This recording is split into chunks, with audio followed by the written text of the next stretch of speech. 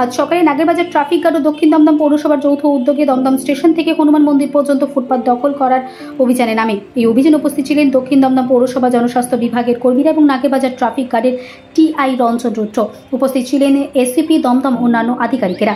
দমদম স্টেশনে আন্ডারপাস থেকে ফুটপাতের দুধারের দোকান বসে সাধারণ মানুষের যাতায়াতে খুব সমস্যা সৃষ্টি হচ্ছিল। সাধারণ লোকজন হাঁটা চলা রাস্তা দিয়ে করতে শুরু করেছিল, সেই জন্য রাস্তার যানজট তৈরি হচ্ছিল। ফুটপাতকে দখলমুক্ত করার জন্য সাধারণ মানুষের উপকার হবে। এই ফুটপাতকে দখলমুক্ত করার ব্যাপারে নাগেরবাজার ট্রাফিকের আধিকারিকেরা জানালেন, এই ফুটপাত দখলমুক্ত অভিযান আগামী দিনেও চলবে।